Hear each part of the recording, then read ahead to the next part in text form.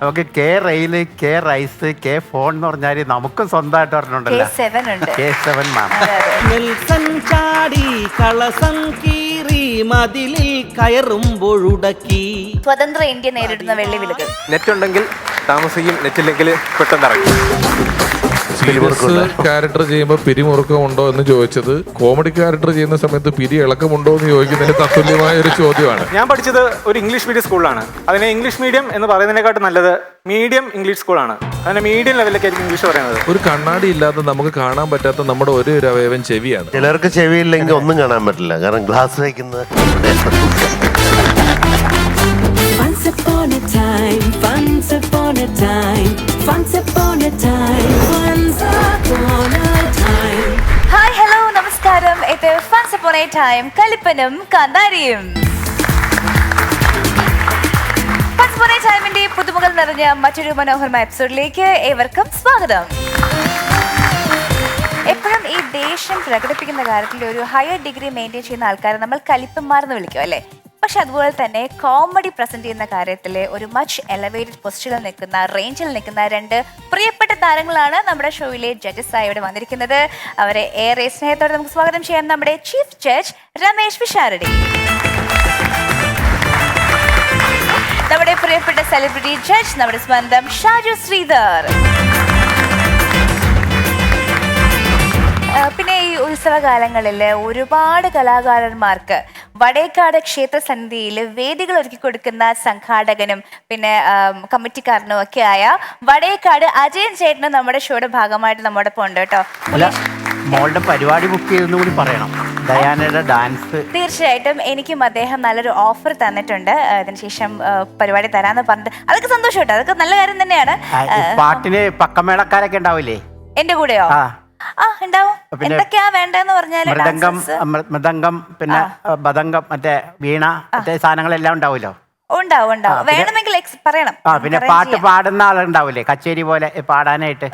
ഡാൻസിന് പാട്ട് പുറകെ ഒറിജിനലായിട്ട് പാടി കൊടുക്കാൻ. ഓ ശരി ശരി. നട്ടുവാങ്കം. പിന്നെ അപ്പൊ അവരൊക്കെ മതി, മോള് വേണമെന്നില്ല. ഷാജു ചേട്ടാ, ഇപ്പോ ഒരു കരിയർ എടുത്ത് നോക്കുമ്പോഴത്തേക്കും പണ്ട് കാലം മുതൽ ഏറെക്കുറെയും കൂടുതലും ചെയ്തിട്ടുള്ളത് കോമഡി റോൾസ് ഒക്കെയാണ്. ഇപ്പോൾ ചെറിയൊരു ഷിഫ്റ്റ് വന്നിട്ടുണ്ട്, കുറച്ച് സീരിയസ് കഥാപാത്രങ്ങൾ കോമഡി ഉണ്ടെങ്കിൽ കൂടിയും ക്യാരക്ടർ റോൾസ് ഒക്കെ ചെയ്തു തുടങ്ങിയിട്ടില്ലേ? അപ്പോൾ പുതിയ അങ്ങനെ ഏതെങ്കിലും ക്യാരക്ടേഴ്സ് ചെയ്തതിന്റെ വിശേഷങ്ങൾ നമ്മുടെ പങ്കുവെക്കാനുണ്ടോ?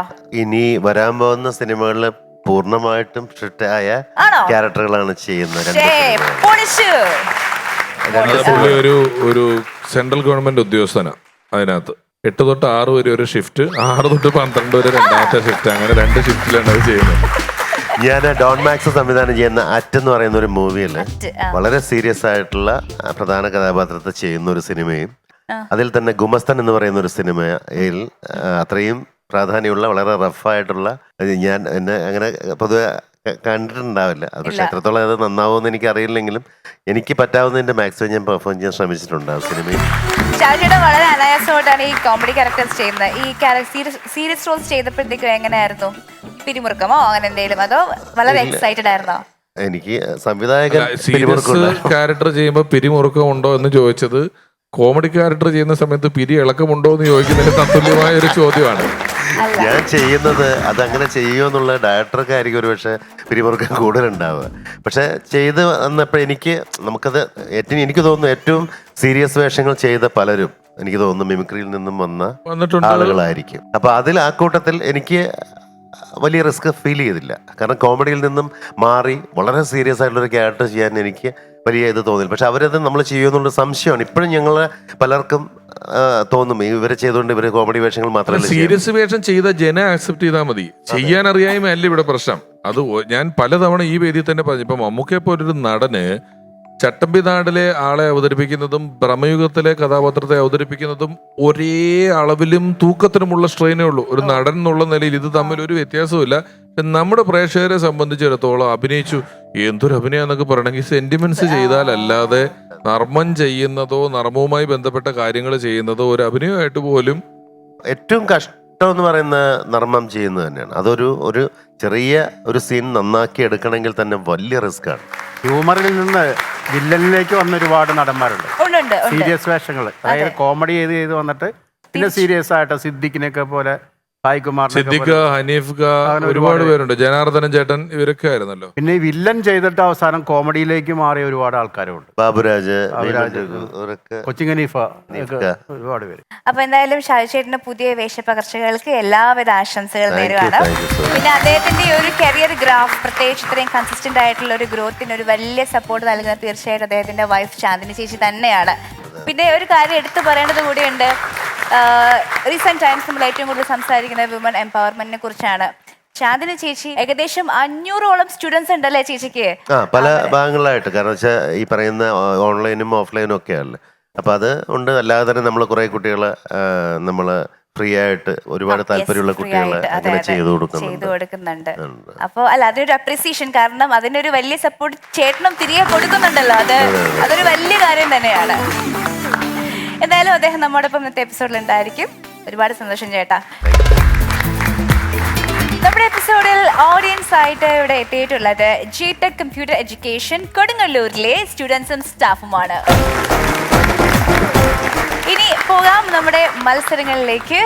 2 മിടുക്കരായ മത്സരാർത്ഥികൾ റെഡി ആയിട്ട് ഇപ്പോൾ നമുക്ക് അവരെ വിളിക്കാം. Let us welcome Sudeep and Sriram.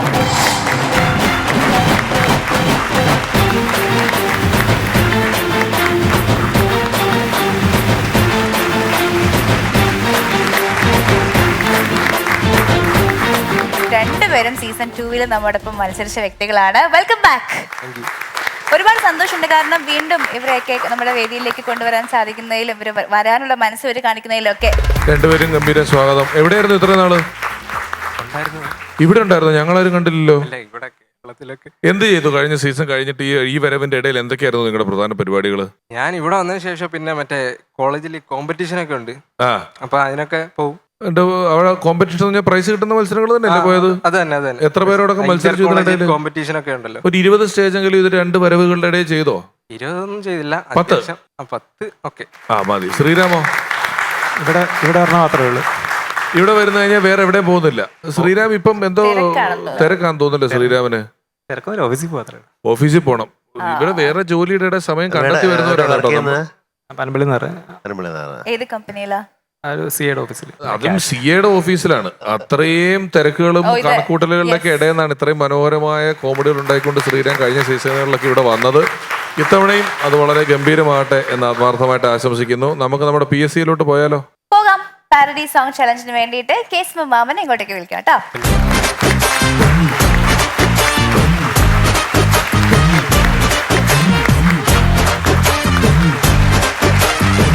നമസ്കാരം മാമ. നമസ്കാരം പിഷാരടി. നമസ്കാരം മാമ. നമസ്കാരം. പൊളിക്കും. നമസ്കാരം. ഇവിടെ തന്നെ ഉണ്ടല്ലേ, പോയിട്ടില്ല? ഇല്ല.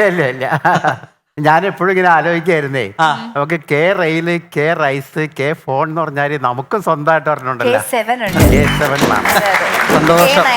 ഭാഗ്യം. ഇതത്ര പരാജയമല്ല, ഇത് നല്ലതാ. പക്ഷെ അത് പരാജയപ്പെട്ടെങ്കിൽ ഇത് വിജയിച്ചല്ലോ. അതെ. പുതിയ ഹിറ്റ് ഐറ്റം കൊണ്ടുവന്നിട്ടുണ്ടോ? പാടി കഴിഞ്ഞിട്ട് തീരുമാനിക്കാം എന്തായാലും. ആണല്ലേ? ഓക്കെ. അപ്പൊ നമുക്ക് വൈകിക്കേണ്ട പാടിക്കളയാം. എന്തായാലും പാട്ട് എങ്ങനെ പോയാലും ഇതിലൊരു ചോദ്യം ഉത്തരം ഉണ്ടാവും.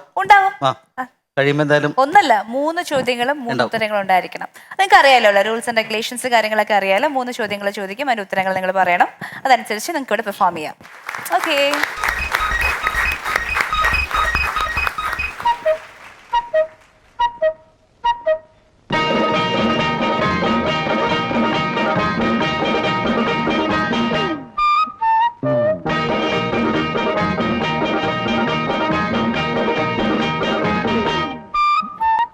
നെൽസൺ ചാടി കളസം കീറി മതിലിൽ കയറുമ്പോഴുടക്കി, പതിവായി ചാടും മതിലിൻ കമ്പി ഇവനു കണ്ടില്ല, അതറിയാൻ കഴിഞ്ഞില്ല. നെൽസൺ ചാടി കളസം കീറി മതിലിൽ കയറുമ്പോഴുടക്കി, പതിവായി ചാടും മതിലിൻ കമ്പി ഇവനു കണ്ടില്ല, അതറിയാൻ കഴിഞ്ഞില്ല.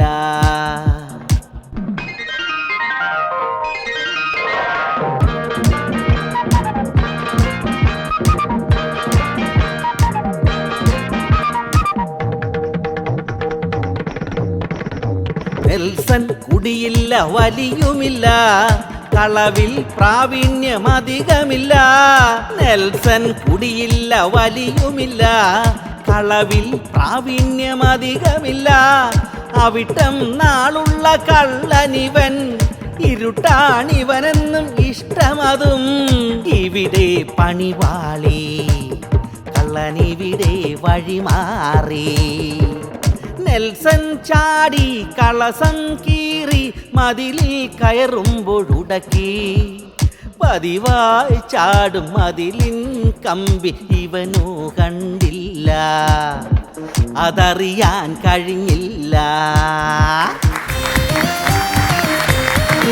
ചോദ്യം: കള്ളൻ നെൽസൺ ചാടിയപ്പോ കീറിയതെന്ത്? കളസം. Very good, very good, very good. Okay, നെൽസന് എന്തിലാണ് പ്രാവീണ്യം അധികമില്ലാത്തത്? നെൽസൺ ഒരു കള്ളനാണ്, അതെ. പക്ഷെ നെൽസന് ഒരു കാര്യത്തിൽ അധികം പ്രാവീണ്യം ഇല്ല. പ്രാവീണ്യമൊന്നുമില്ല എന്താണ് അത് ആ കാര്യം?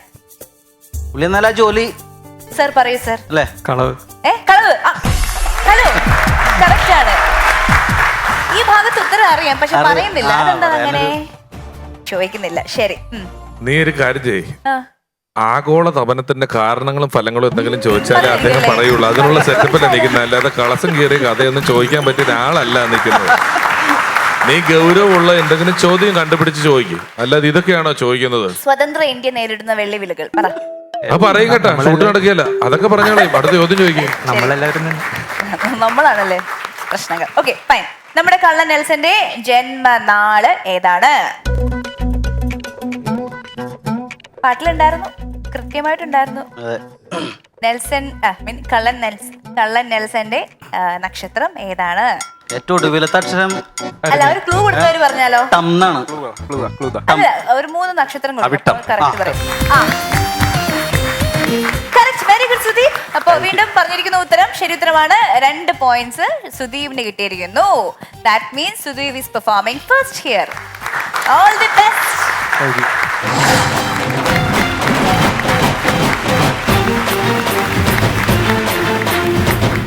ഒറ്റ ചോദ്യം: സ്മാർട്ട് ഫോൺ യൂസ് ചെയ്യുന്ന ആരൊക്കെ ഉണ്ട്? 100% വിജയം. ഇതിനകത്ത് എത്ര പേര് ഫോണും കൊണ്ട് ബാത്റൂമിൽ പോകുന്നുണ്ട്? ചായ എടുത്ത് തന്നില്ല, അവിടെ തന്നെ കൈപൊക്കണം എന്ന് പറഞ്ഞിട്ട് കുറ്റം പറയല്ല, ഞാനും കൊണ്ടുപോകും ഫോൺ ബാത്റൂമിൽ. നമ്മൾ ഇത് എല്ലാം ഇതിനകത്തൊന്ന് പെട്ടെന്ന് ആക്സസ് ചെയ്യാൻ പറ്റുന്നതുകൊണ്ട് നമ്മൾ പോകുന്നിടത്ത് എല്ലാം ഫോൺ കൊണ്ടുപോകാറുണ്ട്, ബാത്റൂമിൽ ഫോൺ കൊണ്ടുപോകാറുണ്ട്. ഈ നിലവിലെ സാഹചര്യത്തിൽ ഈ ബാത്റൂമിൽ ചെന്നിട്ട് ഇറങ്ങുന്നതിൻ്റെ ഡ്യൂറേഷൻ എന്ന് പറയുന്നത് ചെന്ന് കൊണ്ട് കളയാനുള്ള സാധനത്തിൻ്റെ ക്വാണ്ടിറ്റി അനുസരിച്ചല്ല. ഈ നെറ്റ് ഉണ്ടെങ്കിൽ താമസിക്കും, നെറ്റില്ലെങ്കിൽ പെട്ടെന്ന് ഇറങ്ങി. ഈ അടുത്തിടയ്ക്ക് ഒരു റൂമർ ഇറങ്ങി, നിങ്ങൾ കേട്ടിട്ടുണ്ടോ എന്നറിയത്തില്ല. അതായത് ഈ മെറ്റയുടെ ആപ്ലിക്കേഷൻസ് അത് യൂസറിൻ്റെ പെർമിഷൻ ഇല്ലാതെ ഓഡിയോ വീഡിയോ ഒക്കെ അത് റെക്കോർഡ് ചെയ്യുന്നുണ്ട്. അത് ഒബ്സർവ് ചെയ്യാൻ സിഇഒയുടെ ഹെഡിൽ ഒരു ടീം ഉണ്ടെന്നൊക്കെ. സത്യമാണോന്ന് അറിയത്തില്ല. സത്യമാണെങ്കിൽ കോടിക്കണക്കിന് വരുന്ന ബാത്റൂമിലെ ഫോൺ യൂസേഴ്സ് എല്ലാം മുകളിൽ ഒരുത്തൻ കാണുന്നുണ്ട്. ശരിക്കും സംഭവം എന്താണെന്ന് വെച്ചാൽ സക്കർബായി ഇതറിയാതെ പെട്ടെന്ന് ഓർക്കാതെ ഫോണും കൊണ്ട് ബാത്റൂമിൽ കയറി. പകുതി ആയപ്പോഴാണ് പുള്ളിക്ക് കാര്യം മനസ്സിലായത്. പുള്ളി പരിപാടി പകുതി നിർത്തിയിട്ട് പുറത്തിറങ്ങി. പിറ്റേന്ന് ഓഫീസിൽ ചെല്ലുമ്പോൾ പുള്ളിയുടെ മൈൻഡിൽ ലവന്മാർ ഇത് കാണുമോ. പുള്ളി ഓഫീസിൽ ഒബ്സർവേഷൻ ടീമിൻ്റെ കൂടെ ജോയിൻ ചെയ്തു. ടീം അവിടെ തലേന്ന് ബിൽഡ് ചെയ്ത പ്രൊജക്റ്റിൻ്റെ സൈസിനെ കുറിച്ചും അതിൻ്റെ ബെനിഫിറ്റ്സിനെ കുറിച്ചോ പറഞ്ഞുകൊണ്ടിരുന്നത്. സക്കർബായ് അവിടെ ചെന്നിരുന്നിട്ട് ഇവന്മാർ കാണുമോ? ഇപ്പോൾ അതിലൊരുത്തൻ പ്രൊജക്റ്റിനെ കുറിച്ചിട്ട് കണ്ടു ഇന്നലത്തെ പരിപാടിയില്ലേ അത് കണ്ട്, പക്ഷേ അതിൻ്റെ സൈസ് ഇത്തിരി കുറവാണ്. സക്കറണ്ണൻ അതായിരിക്കാൻ വഴിയില്ല, കുറച്ച് നേരം ഇരിക്കാം. അപ്പോൾ ഒരുത്തൻ പറഞ്ഞു എനിക്ക് സൈസ് ഓക്കെയാണ്, ബട്ട് ഇറ്റ്സ് നോട്ട് റീപ്രൊഡക്റ്റീവ്. സക്കറണ്ണൻ ദൈവമേ, അപ്പോൾ എൻ്റെ 2 പിള്ളേർ അറിയാത്ത പോലെ ഇരിക്കാം. പുള്ളി തോന്നണ എന്തോ ചെയ്യുന്നറിയാം. പുള്ളി വീട്ടിൽ ചെന്നിട്ട് ഇതിൻ്റെ എല്ലാ കൺട്രോൾ പുള്ളിയുടെ ഫോണിലാക്കി. എനിക്ക് മാത്രം കണ്ടാൽ മതിയല്ലോ. പുള്ളി ഇതിന് ശേഷം മെറ്റയുടെ മെയിൻ സ്വിച്ച് ഓഫ് ആക്കിയിട്ടാണ് ഫോൺ കൊണ്ട് ബാത്റൂമിൽ പോകുന്നത്. അതാ ഇന്നാളിൽ ഇടയ്ക്ക് ഈ ഇൻസ്റ്റാഗ്രാമും വാട്സപ്പ് ഫേസ്ബുക്കും എല്ലാം കട്ടായി പോയല്ലോ. കട്ടാവുന്നതല്ല, പുള്ളി കട്ടാക്കുന്നതാ. അതായത് സ്വന്തം ബാറ്റിങ് സ്വന്തം ഫോണിൽ കാണാൻ പലരും താല്പര്യപ്പെടാറില്ല, ക്രിഞ്ചടിക്കും. ഈ സ്മാർട്ട് ഫോണിൻ്റെ വരവ് ആ സമയത്ത് ഇതിൻ്റെ യൂസിങ് ഒരു പ്രത്യേക ഏജ് ഗ്രൂപ്പിൻ്റെ കുത്തക അവകാശമായിരുന്നു, യുവാക്കളുടെ. ഇപ്പം അങ്ങനെയല്ല, ഇപ്പം എല്ലാവരും യൂസ് ചെയ്യാറുണ്ട്. ഞാൻ ഈ കുറച്ച് കാലങ്ങൾക്ക് മുമ്പ് ഫോൺ കൊണ്ട് വീട്ടിലൊക്കെ ഇരിക്കുമ്പം അച്ഛൻ വന്ന് നോക്കും, മനുഷ്യവർഗത്തെ നശിപ്പിക്കാനായിട്ടൊരു സാധനം എന്നൊക്കെ, എന്നെ അല്ല ഫോണിനെ കുറിച്ചിട്ട്. അപ്പം ഈ അടുത്തിടയ്ക്ക് ഞാൻ വീട്ടിലോട്ട് വന്നപ്പം അച്ഛൻ ഫോണും കൊണ്ട് അതേ സിറ്റിങ്ങിൽ ഫോണും കൊണ്ടിരിക്കുന്നു. നോക്കിയപ്പം 708 നമ്പർ കരയോഗ reel group created by Gopalakrishnan. ഈ ഗോപാലകൃഷ്ണൻ എന്ന് പറയുന്ന പുള്ളി എന്ന് വെച്ചാൽ അവിടുത്തെ ഈ പെൻഷൻ ഗ്രൂപ്പിന്റെ ഡിജിറ്റൽ ഗ്രോത്തിന് ഏതാണ്ട് വലിയ രീതിയിൽ പങ്കുവഹിക്കുന്ന ഒരു വ്യക്തിയാണ്, ഈ സക്കർബർഗിനെയൊക്കെ പോലെ. അപ്പം ഞാൻ എന്തായാലും പുള്ളി ഒന്ന് കാണണമെന്ന് വിചാരിച്ച് ഞാൻ പുള്ളിനെ കാണാനായിട്ട് ചെന്നപ്പം പുള്ളി പെട്ടെന്ന് ഓടിപ്പോകുന്നു. ഞാൻ അങ്ങോട്ട് വന്നു, ഒരു സ്ഥലം വരെ പോകാനുണ്ട്, ഊബർ ബുക്ക് ചെയ്തിട്ടുണ്ടെന്നൊക്കെ. ഊബർ ബുക്ക് ചെയ്തിട്ടുണ്ടെങ്കിൽ നിങ്ങൾ വീട്ടിൽ ഇരുന്നാൽ പോരെ, അവർ വീട്ടിലോട്ട് വരത്തില്ലേ? നമ്മുടെ ഒരു കുടുംബത്തിന്റെ അന്തസ്സ് വെച്ച് നമ്മൾ അങ്ങോട്ട് പോകണം, അവരെ വീട്ടിൽ കൊണ്ടുവരുന്നത് ശരിയല്ല. എന്നിട്ട് എന്നോട് ചോദിച്ച്, എടാ മണിച്ചിത്രത്താഴ് പാർട്ട് 2 പ്രൊമോഷനൊക്കെ വന്നല്ലോ, നീ കണ്ടില്ലേ? ഞാൻ പറഞ്ഞു ഞാൻ കണ്ടില്ല, ഇനി ഞാൻ ഔട്ട്ഡേറ്റഡ് ആയോ? ഞാൻ പറഞ്ഞു ഒന്ന് കാണിച്ചേ. നീ കണ്ടില്ല? ഇൻസ്റ്റയൊക്കെ തുറന്ന ഇപ്പോൾ അതേ ഉള്ളൂ, ഭയങ്കര പ്രൊമോഷനാണ്. ഞാൻ നോക്കിയപ്പോൾ എന്തോ ഈ അമ്മ മെസ്സേജ് അയച്ചിട്ട് കണ്ട പെമ്പിള്ളേർക്ക് ആളുമാര് റിപ്പോർട്ട് അടിച്ച് അക്കൗണ്ട് ബ്ലോക്ക് ആക്കിയിട്ട് മറ്റേ പൂട്ടിന്റെ ചിഹ്നമൊക്കെ ടൈറ്റിൽ കാർഡാണ് മണിച്ചിത്രത്താഴ് പാർട്ട് 2. ഇവർക്കൊക്കെ അത്യാവശ്യം ഈ ഡിജിറ്റലിന്റെ നോളജൊക്കെ ഉണ്ടെങ്കിലും നമ്മുടെ ഒരു ഗുജറാത്തിൽ നിന്ന് പ്രവാസ ജീവിതം കഴിഞ്ഞെത്തിയ ഒരു മാമൻ, പുള്ളിക്ക് വാട്സപ്പിലൊക്കെ അരങ്ങേറുന്നതേ ഉള്ളൂ. പുള്ളി ഇപ്പം ഈ നിമിഷം പുള്ളിയൊക്കെ ഈ ഒരു ഫോട്ടോ ഡൗൺലോഡ് ചെയ്ത് കഴിഞ്ഞാൽ ഈ പെൻറ്റഗണിൽ നിന്ന് ഡീറ്റെയിൽസ് ഹാക്ക് ചെയ്യുന്ന പോലെയൊക്കെയാണ്. പക്ഷെ പുള്ളി ഭയങ്കര ഡയലോഗടിയാണ്. ഗുജറാത്തിലെ ഭയങ്കര ടീമാണ്. അംബാനിയുടെ മോൻ്റെ കല്യാണമൊക്കെ വിളിച്ചാണ്, പക്ഷെ വിളിച്ചില്ല. പക്ഷെ പുള്ളി പോയെന്ന് മാത്രമല്ല, വിളിക്കാതെ 2 വട്ടം കയറി ഇരുന്നുണ്ട്. അടുത്തടുത്ത് സീറ്റ് കിട്ടിയ മാമനെ പൊള്ളാടിനെയും കൂടെ അംബാനി പിടിച്ച്, തനിക്ക് 3ാമതൊരു വട്ടം വിധി പണയം വെച്ച് ഉണ്ണാൻ പറ്റില്ല എന്ന് പറഞ്ഞിട്ട് 2നെ വീട്ടിൽ പറഞ്ഞു വിട്ടു. പുള്ളി വന്ന ഉടനെ ഞങ്ങൾ ഫാമിലി വാട്സപ്പ് ഗ്രൂപ്പിൽ പുള്ളിനെ ആഡ് ചെയ്തിട്ട് ഒരു ചെറിയ ഒരു സംഭവമുണ്ട് വാട്സപ്പ് ഗ്രൂപ്പിനകത്ത്. അതായത് അടുത്ത 6 മാസം ആര് അഡ്മിൻ ആവും എന്ന് ചെറിയൊരു പോൾ വെക്കും. വാട്സപ്പിൽ പോൾ വെക്കാൻ പറ്റുമല്ലോ, ചെറിയൊരു പോൾ. നമ്മൾ തമാശക്ക് തുടങ്ങിയതാ, പക്ഷെ പുള്ളിക്കാരന് അത് ജീവൻ മരണ പോരാട്ടം പോലെ ആയി. ഇപ്പോൾ കാൻഡിഡേറ്റ് 1 പുള്ളിയും, മറ്റേത് സിറ്റിംഗ് അഡ്മിൻ ചേച്ചിയുടെ മോള് 15 വയസ്സ്. അപ്പം ഈ പുള്ളി ഇത് ഉടനെ ഈ പരസ്യ പ്രചാരണത്തിനൊക്കെ മാസം 30,000 രൂപ സാലറി കൊടുത്തിട്ട് ഒരു ടീമിനെയൊക്കെ കൊണ്ടുവന്നിരുത്തി. അപ്പോൾ നമ്മൾ വിചാരിക്കുമ്പോൾ 30,000 രൂപ കൊടുത്ത് സാലറി ഒക്കെ ഒരു തന്നെ പോസ്റ്റർ അടിക്കാനൊക്കെ. പുള്ളി മറ്റേ 1900-കളിലെ അപ്പൂപ്പൻ ഉണ്ടല്ലോ, മൂക്കിപ്പൊടി വാങ്ങിക്കാൻ 3 കോടിയുടെ സ്വത്ത് വിറ്റ് കളയുന്ന ആ അപ്പൂപ്പൻ്റെ വൈബായിട്ട് പുള്ളി അത് സെറ്റായി. അത് കുഴപ്പമില്ലായിരുന്നു. ഈ പരസ്യ പ്രചാരണമൊക്കെ നടക്കുന്ന സമയത്ത് ഞങ്ങൾ ചുമ്മാ വീട്ടിലോട്ട് ചെയ്യുന്നു, മാമൻ്റെ വീട്ടിലോട്ട്. ഇപ്പോൾ പരസ്യ പ്രചാരണം നടക്കുന്നില്ല, ഞാൻ ചുമ്മാ ദാഹിച്ചിട്ട് വെള്ളം കുടിക്കാനായിട്ട് അടുക്കള ചെന്ന് ഒരു ഗ്ലാസ് വെള്ളം എടുത്ത് കുടിച്ച് നോക്കിയപ്പോൾ ഗ്ലാസിൻ്റെ അകത്ത് എന്തോ ഒരു എഴുത്ത്, നിന്നെ ഇവിടെ എത്തിച്ചത് ദാഹം, നിന്റെ ദാഹം അകറ്റാൻ നിനക്ക് ശക്തിയേകുന്നത് ജലം, എന്നാൽ ജലത്തിന് ശക്തിയേകുന്നത് ആര്? നിന്റെ മാമൻ. ഒരു ഗ്ലാസ് എൻ്റെ കയ്യിൽ നിന്ന് ഒരു ഗ്ലാസ് വെള്ളം അങ്ങ് താഴെ പോയി. ഞാനുടനെ ഇന്ന് കാണണ്ടല്ലോ എന്ന് വിചാരിച്ചിട്ട് നേരെ ബാത്റൂമിൽ കയറി കഥ അടച്ചപ്പം അവിടെ വീണ്ടും ഒരു എഴുത്ത്, നീ ഇപ്പോൾ ഒറ്റപ്പെട്ടിരിക്കുകയാണല്ലേ. കൂസല്ലേ, ബാത്റൂമല്ലേ, ഒറ്റപ്പെട്ടായിരിക്കും, സ്വാഭാവികം. ഒറ്റപ്പെട്ട് എല്ലാവരും ഒറ്റപ്പെടുത്തി എന്ന് നിനക്ക് തോന്നിക്കഴിഞ്ഞാൽ തല ഉയർത്തി മുകളിലേക്ക് നോക്കുക, ആ തീ അത് ഞാനാണെന്ന്. ഞാൻ തലയുയർത്തി മുകളിലോട്ട് നോക്കിയപ്പം ഈ ഷവറിൻ്റെ കമ്പിയിൽ മാമൻ്റെ മറ്റേ പാസ്പോർട്ട് സൈസ് ഫോട്ടോ കെട്ടിത്തൂക്കിയിട്ടേക്കുന്നത്, മാമനുണ്ട് നിന്റെ കൂടെ എന്നൊക്കെ. എന്തായാലും ഞാൻ പുറത്തിറങ്ങി, ഇലക്ഷൻ കഴിഞ്ഞു, മാമൻ ജയിച്ചു. ഞങ്ങളാരും വോട്ട് ചെയ്തില്ല, പക്ഷെ മാമൻ ജയിച്ചു കഴിഞ്ഞ് പുള്ളി വാട്സപ്പ് ഗ്രൂപ്പിൽ ആഴ്ച ഓരോ ഓഡിയോ ഇടും, മാമൻ കി ബാത്ത്. പുള്ളി ഓഡിയോ ഇടുന്നതിൻ്റെ പ്രധാന ഉദ്ദേശം എന്താണെന്ന് വെച്ചാൽ, ഈ ഗ്രൂപ്പിൽ ആരെങ്കിലും എന്തെങ്കിലും ഫാമിലിയിൽ അച്ചീവ് ചെയ്തതിൻ്റെ പോസ്റ്റൊക്കെ ഉണ്ടെങ്കിൽ അതിൻ്റെ അടി വന്ന് ക്രെഡിറ്റ് എടുത്തുകൊണ്ട് പോകുക എന്നുള്ളതാണ് പുള്ളിയുടെ മെയിൻ ഉദ്ദേശം. അകന്ന ഒരു ബന്ധു ചേട്ടന് US വിസ കിട്ടിയപ്പം മാമൻ ഇതുപോലെ വന്നിട്ട്, എൻ്റെയും കൂടെ കഠിന പ്രയത്നത്തിൻ്റെ ഫലമായിട്ടാണ് ഇപ്പോൾ ഇത് സംഭവിച്ചത്. ചില സമയത്ത് പുള്ളി ഈ ഫോട്ടോ ഡൗൺലോഡ് പോലും ആക്കാതെ അടിയിൽ ഓഡിയോ ഇട്ടിട്ടുണ്ട്. അകന്ന ഒരു വല്യമ്മച്ചിയുടെ മോള് പ്രഗ്നൻ്റ് ആയപ്പോഴും പുള്ളി ഇത് തന്നെ പറഞ്ഞു, എൻ്റെയും കൂടെ കഠിന പ്രയത്നത്തിൻ്റെ ഫലമായിട്ടാണ് ഇപ്പോൾ ഇത് സംഭവിച്ചത്. ഈ SBIയുടെ ക്രെഡിറ്റ് തനിക്കൂടെ കിട്ടുമെന്ന് വിചാരിച്ചിട്ടാണ് മാമൻ SBIയുടെ ക്രെഡിറ്റ് കാർഡ് പോലും എടുക്കാൻ പോയത്. പുള്ളി ഇങ്ങനെ ഓഡിയോ ഇടുമെന്ന് പറഞ്ഞല്ലോ, പുള്ളിയുടെ ഓഡിയോയ്ക്ക് 2 പേര് ആംഗ്രി സ്മൈലി ഇട്ട് റിയാക്ട് ചെയ്ത്. പുള്ളിക്ക് അത് ഇഷ്ടപ്പെട്ടില്ല. പുള്ളി ഉടനെ അവരെ 2 പേരെ ഗ്രൂപ്പിൽ നിന്ന് റിമൂവ് ആക്കി. ഗ്രൂപ്പിൽ ഭയങ്കര പ്രതിഷേധം. ഞങ്ങളുടെ വേറൊരു മാമനൊക്കെ ആണെങ്കിൽ ഈ കഴിഞ്ഞ 3 മാസമായിട്ട് ഉണ്ടാക്കിയ റീൽ ബന്ധം മാമനുമായിട്ട് ഉപരോധിച്ച്. വല്യമ്മച്ചി ആണെങ്കിൽ ഈ ചന്ദ്രനും ചൊവ്വയും കൂടെ അടുത്ത് വന്നു കഴിഞ്ഞാൽ ഭൂമിയിലുള്ള ആരും മൂത്രമൊഴിക്കാൻ പാടില്ല എന്നുള്ള പൊതുജന നന്മയ്ക്ക് ഉതകുന്ന രീതിയിലുള്ള പോസ്റ്റൊക്കെ ഇനി ഈ ഗ്രൂപ്പിൽ ഞാൻ ഷെയർ ചെയ്യില്ല, നിങ്ങളെ എങ്ങനെയൊന്നും സഹായിക്കില്ല എന്ന് പറഞ്ഞ് ഓരോരുത്തർ ഓരോ രീതിയിൽ പ്രതിഷേധിച്ച് മാമൻ ഇങ്ങോട്ട് വന്നിട്ട് admin can only send A message ആക്കി. ഞാൻ മാത്രം ഇവിടെ സംസാരിച്ചാൽ മതി എന്നായി. അവസാനം ഫീച്ചർ ഓൺ ആക്കുന്നതിന് തൊട്ട് മുമ്പ് ലാസ്റ്റ് വന്ന മെസ്സേജ് അമ്മമ്മയുടെയാണ്. അമ്മമ്മ പറഞ്ഞത്, ഇതുപോലെ ആപ്ലിക്കേഷൻ എങ്ങനെയാണ് വരുന്നത്, പണ്ടേ അങ്ങ് അൺഇൻസ്റ്റാൾ ചെയ്ത് കളയായിരുന്നത്. ഏത്?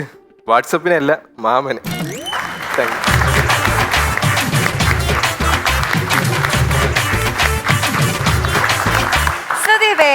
നന്നായിരുന്നു കേട്ടോ. Thank you. നല്ല രസമുള്ള തമാശകളായിരുന്നു. രമേശ് ചേട്ടാ, സുദീപേ, ഓ ഒരു പൊളിറ്റിക്കൽ സെറ്റയറും കൂടെ ആയിരുന്നു, ഒരു പ്രത്യേക വീക്ഷണകോണിൽ അതിൽ കുറെ കാര്യങ്ങൾ കണക്ട് ചെയ്യുന്നതാണ്, മനസ്സിലാവുന്നതാണ്, നല്ലതായിരുന്നു.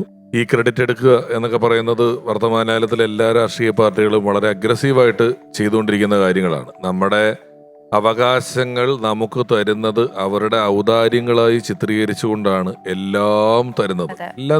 അപ്പൊ നമുക്ക് പ്രത്യേകിച്ച് തോന്നും, അയ്യോ ഇത് തന്നല്ലോ അത് തന്നല്ലോ എന്നൊക്കെ. അതൊക്കെ തരേണ്ടതാണ്, കിട്ടേണ്ടതാണ്, ഇതിന് മുമ്പേ കിട്ടുന്നതാണ്, എത്രയോ കൂടുതൽ കിട്ടേണ്ടതാണ്. പക്ഷെ നമുക്ക് ഓട്ടോമാറ്റിക്കലി അങ്ങനെ തോന്നുന്നുണ്ട്. ആ ഒരു മേഖലയിലൊക്കെ നിന്ന് ചിന്തിക്കുമ്പോൾ നല്ല തരത്തിലുള്ള ഒരു സ്ക്രിപ്റ്റിങ്ങും കാര്യങ്ങളൊക്കെ ഉണ്ടായിരുന്നു. ഇച്ചിരി നിലത്ത് നോട്ടം കൂടുതലാണ്.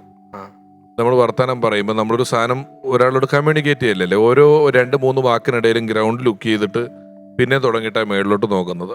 ഒരു പ്രസന്റേഷന്റെ ഒരു സുഖത്തെ കുറയ്ക്കുന്നുണ്ട്. പിന്നെ നമ്മൾ സ്വാഭാവികമാകുന്നതിന്റെ ഭാഗമായി അല്ലെങ്കിൽ സ്വാഭാവികത പ്രകടിപ്പിക്കുമ്പം അത് അലസതയായിട്ട് തോന്നരുത്.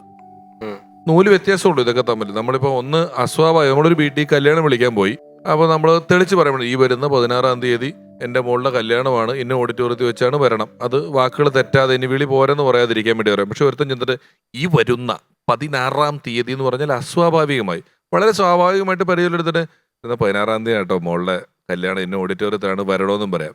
ഇത് തന്നെ സ്വാഭാവികത കൂടിയിട്ട് ഈ വരുന്ന 16-ാം തീയതി അവിടെ മോളുടെ കല്യാണമുണ്ട്, ഇത് നിങ്ങൾ വേണേ വാ എന്നൊക്കെ പറയുന്ന പോലെ ആയി കഴിഞ്ഞാൽ വരില്ല ഇവര്. ഈ പ്രശ്നം ഇതിനുണ്ടായിരുന്നു. സ്വാഭാവികത വളരെ അലസമായിട്ട് പറയാണ്, വളരെ അലസമായിട്ട് പറയുന്നത് പോലെ എനിക്ക് അവതരണത്തിൽ തോന്നി. ഇടയ്ക്ക് താഴോട്ട് നോക്കും, ഇടയ്ക്ക് നോക്കും, ഇത് പറഞ്ഞു വേണേ കൈയടിച്ചോ ഇത് എന്നൊക്കെ പറയുന്നത്. എനിക്ക് അത്തരത്തിലൊരു സ്വാഭാവികത നല്ലതാണ്, അത് അലസത പോലെ തോന്നരുത് കേട്ടോ. ബാക്കി ഗംഭീരമായി. സുദീപ്, നല്ല വിഷയമായിരുന്നു. ഈ ഫോണിന്റെ ഇപ്പോഴത്തെ ഈ പറയുന്ന ഒരുപാട് കാര്യങ്ങൾ ഉൾപ്പെടുത്താനുള്ള അവസരം ഉണ്ടായിരുന്നു. പക്ഷെ ഈ പറഞ്ഞ പോലെ കുറച്ച് റെസ്റ്റ്ലെസ് പോലെ എനിക്ക് തോന്നി, ഇങ്ങനെ മൂവ് ചെയ്യുന്ന അങ്ങോട്ടും ഇങ്ങോട്ടും മൂവ് ചെയ്യുന്ന ഒരു, ഇപ്പം വിഷു പറഞ്ഞല്ലോ ഓൾറെഡി. പക്ഷെ നല്ല വിഷയമായിരുന്നു. നമ്മൾ ഈ പറയുന്ന ഈ ഒരു സമയത്ത് എനിക്ക് തോന്നുന്നു കോവിഡിന് ശേഷം ഏറ്റവും കൂടുതൽ ആളുകൾ അല്ലെങ്കിൽ കുട്ടികളൊക്കെ ഈ ഫോണിലേക്ക്, ബാത്റൂമിൽ നിന്നല്ല എല്ലാ ഭാഗത്തേക്കും ഫോൺ ഇല്ലാതെ മൂവ് ചെയ്യാൻ പറ്റാത്തൊരവസ്ഥയായിപ്പോയി. ഫോണില്ലെങ്കിൽ നമ്മളിപ്പോൾ ഒരു ദിവസം നമ്മൾ എങ്ങനെ കഴിച്ചു കൂട്ടും എന്നുള്ള ചിന്തയിലാണ്. ചാർജ് പോകുമ്പോൾ നമ്മുടെ മൈൻഡ് സെറ്റിലൊക്കെ ഇതിൻ്റെ ഒരു നഷ്ടം നമുക്ക് ഫീൽ ചെയ്ത് തുടങ്ങും. അങ്ങനെയായി നമ്മളിപ്പോൾ ഒഴിവാക്കാൻ പറ്റാത്ത രീതിയിൽ. ഈ ഫോൺ ഒഴിവാക്കാൻ വേണ്ടി കോവിഡ് സമയത്ത് പിള്ളേരെ ഒന്ന് സെറ്റ് ചെയ്യാൻ വേണ്ടിയിട്ട് ഒരു ഡോഗിന് മേടിച്ചു, ഡാഷ്. ഒരു അകത്തും വളരും, ചെറുതാണ്, വളരില്ല. ഇത് വാങ്ങിച്ചിട്ട് ഇപ്പോൾ ഇതിൻ്റെ ഒരു അവസ്ഥ എന്താ വെച്ചാൽ രാവിലെ 10 മണിക്ക് എണീക്കുക, രാവിലെ ഉച്ചയ്ക്ക് 1 മണിക്ക് ഊണ് കഴിച്ചാൽ ഒരു 2 മണിക്കൂർ ഉറക്കം, ഡാഷ്.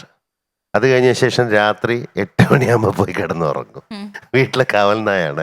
ഒരു ദിവസം രാത്രി ഭയങ്കരമായിട്ട് കുരയ്ക്കുന്നു. അപ്പം എൻ്റെ വൈഫ് പറഞ്ഞു, അതെ അവനങ്ങനെ കുരയ്ക്കാത്തതാണ്, കുരയ്ക്കുന്നു, എണീറ്റ് നോക്ക്, എന്തോ കള്ളന്മാരെന്തോ ഉണ്ടെന്ന് തോന്നുന്നു.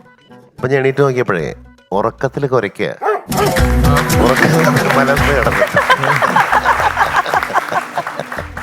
അതൊരു ബാധ്യതയായി. ഫോണായിരുന്നതിലും ഈ പട്ടിയെ മേടിക്കുമ്പോ നിങ്ങളുടെ ഈ പട്ടിയുടെ ബേസിക് സ്വഭാവം നോക്കി മേടിച്ചില്ലെങ്കിൽ ഇങ്ങനെ പലതും പറ്റും.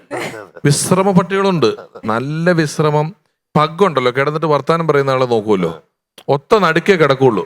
എന്നിട്ട് നിങ്ങൾ വർത്താനം പറഞ്ഞാൽ നിങ്ങളെ നോക്കുമ്പോ പെട്ടെന്ന് അപ്പൊ സാചേട്ടൻ പറഞ്ഞ ഈ നോട്ടം അല്ലാണ്ട് വേറെ പരിപാടിയില്ല. പക്ഷെ മിൻപിൻ പൂടില് വളരെ ആക്റ്റീവായിട്ടുള്ള പട്ടിയെ മേടിച്ചില്ലെങ്കിൽ പുള്ളിയുടെ കാര്യം വിശ്രമം, ഇതാണ് മെയിൻ. എൻ്റെ ഒരു ഫ്രണ്ടിന്റെ മോനെ ഫോൺ എടുത്തിട്ട് ഫ്രീസർ വെച്ച് വെച്ചാൽ ഒളിപ്പിച്ച് വെച്ചതാ. അച്ഛൻ നോക്കിയ സമയത്ത് ഫ്രീസറിനകത്ത് ഫോൺ മുഴുവൻ ഐസായി.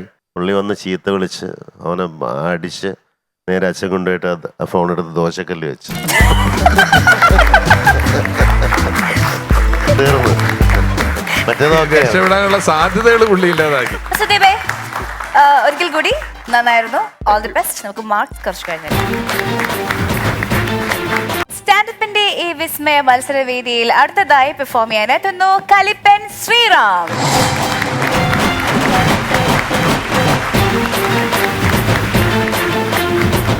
നമസ്കാരം, എൻ്റെ പേര് ശ്രീറാം. വർക്ക് ഫ്രം ഹോം എന്നും പറഞ്ഞ് ഒരു വർക്കും ഇല്ലാതെ ഹോമിൽ വെറുതെ ഇരിക്കുന്ന മനുഷ്യനാണ് ഞാൻ. അപ്പോൾ ഇങ്ങനെയുള്ള അവസ്ഥയിൽ ചില കൂട്ടുകാർ വന്നിട്ട് പറയും, പഴയ സ്കൂളിനെ കുറിച്ച് നൊസ്റ്റാൾജിയൊക്കെ പറയും. ഞാനും എൻ്റെ സ്കൂളിനെ കുറിച്ച് ഓർക്കാറുണ്ട്. ജപ്പാൻകാർ ഈ ഹിരോഷിമയും നാഗസാക്കിയൊക്കെ ഓർക്കുന്ന പോലെ. ഇന്ന് ആർക്കും ഓർമ്മയില്ലാത്ത ഏതോ ഒരാളുടെ ഓർമ്മയ്ക്കായി സ്ഥാപിച്ച സ്കൂളിലാണ് ഒരു ദിവസം എന്നെ കൊണ്ടുപോയി ചേർത്തത്. എന്നെ ചേർത്തുകൊണ്ട് എൻ്റെ വീട്ടുകാർക്ക് ഒരു നിർബന്ധം ഉണ്ടായിരുന്നുള്ളൂ, ഇവനെ നല്ലപോലെ തല്ലിക്കോണം, എങ്കിലേ ഇവൻ നന്നാവുള്ളൂ എന്നുള്ളത്. ഇങ്ങനെ തല്ലി നന്നാക്കുക എന്നുള്ളത് ഇന്ത്യയിലെ ഒരു നിയമത്തിൽ പറഞ്ഞിട്ടില്ല. അങ്ങനെ നന്നാവുമായിരുന്നെങ്കിൽ ടീച്ചർ കുറ്റം ചെയ്ത് കഴിഞ്ഞാൽ പ്രിൻസിപ്പൽ തല്ലണം, പ്രിൻസിപ്പൽ കുറ്റം ചെയ്താൽ മന്ത്രി തല്ലണം, മന്ത്രി കുറ്റം ചെയ്താൽ കോടതി പിടിച്ച് തല്ലണം. ഇങ്ങനെ നന്നാക്കാൻ നിയമമില്ലാത്ത രാജ്യത്ത് വെറുതെ നന്നാൻ വേണ്ടി തല്ലുകൊണ്ട് അവസാനം നന്നാവാത്ത ഒരാളാണ് ഞാൻ. ഞാൻ പഠിച്ചത് ഒരു ഇംഗ്ലീഷ് മീഡിയം സ്കൂളിലാണ്. അതിനെ ഇംഗ്ലീഷ് മീഡിയം എന്ന് പറയുന്നതിനെക്കാട്ടും നല്ലത് മീഡിയം ഇംഗ്ലീഷ് സ്കൂളാണ്. അതിനെ മീഡിയം ലെവലിലേക്ക് ആയിരിക്കും ഇംഗ്ലീഷ് പറയുന്നത്, ഈ മീഡിയം ചായ എന്നൊക്കെ പറയുന്ന പോലെ. ഡ്രൈവിംഗ് ലൈസൻസ് എടുത്തിട്ട് വണ്ടി ഓടിക്കാൻ അറിഞ്ഞുകൂടാ എന്നൊരവസ്ഥയാണ് ഈ ഇംഗ്ലീഷ് മീഡിയം സ്കൂളിൽ പഠിച്ച എൻ്റെ ഇംഗ്ലീഷിൻ്റെ അവസ്ഥ. ഈ എല്ലാവരും ബയോഡേറ്റയിൽ ഭാഷാ പരിജ്ഞാനം എന്ന് പറഞ്ഞിട്ട് ഒരു കാര്യം വയ്ക്കും, അതായത് എഴുതാനറിയാം, വായിക്കാനറിയാം, സംസാരിക്കാനറിയാം. എൻ്റെ ബയോഡേറ്റയിൽ അതിന് അഡീഷണൽ ഒരു കോളം കൂടെ ഉണ്ട്, കണ്ടാൽ മനസ്സിലാവും. ഇംഗ്ലീഷ് എഴുതാറിനോടാ, വായിക്കാറിനോടാ, സംസാരിക്കാറിനോടാ, പക്ഷേ കണ്ടാൽ മനസ്സിലാവും ഇംഗ്ലീഷ് ആണെന്നുള്ളത്. ഹിന്ദി എഴുതാറിനോടാ, വായിക്കാറിനോടാ, സംസാരിക്കാറിനോടാ, കണ്ടാൽ മനസ്സിലാവും ഹിന്ദി ആണെന്നുള്ളത്. ചിലപ്പോൾ വേറൊരു ഓപ്ഷൻ കൂടെ വയ്ക്കാറുണ്ട്, കേട്ടാൽ പേടിയാവുന്നുള്ളതും കൂടെ. എന്തായാലും ആ സ്കൂളിലെ സാമ്പത്തിക വ്യവസ്ഥ വളരെ മോശമാണ്. അപ്പോൾ ഇത് നടക്കാൻ വേണ്ടി പലതരം ടാക്സ് ഈടാക്കും, ടാക്സ് അല്ല ഫീസ് ഈടാക്കും. ഒരു എക്സാമ്പിൾ പറഞ്ഞു കഴിഞ്ഞാൽ ട്യൂഷൻ ഫീസ്. സ്കൂളിലെ ടീച്ചർമാർ വേറെ നടത്തുന്ന ട്യൂഷന് പോയിട്ടാണ് ഞാൻ പഠിക്കുന്നത്. അതിന് സ്കൂളുകാർക്ക് എന്തിനായി ട്യൂഷൻ ഫീസ് എനിക്ക് മനസ്സിലായിട്ടില്ല. പിന്നീടുള്ളതാണ് അഡീഷണൽ ഫീസ്, തൂക്കിപ്പറക്കി അടിക്കുന്നതിനാണ് ഈ അഡീഷണൽ ഫീസ്. പിന്നെയുള്ളത് മ്യൂസിക് ഫീസ്. രാവിലത്തെ പ്രാർത്ഥനാഗാനം, വൈകുന്നേരത്തെ ദേശീയഗാനം, ഇത് രണ്ടുമാണ് അവിടുത്തെ മ്യൂസിക് ഞാൻ കേട്ടിട്ടുള്ളത്.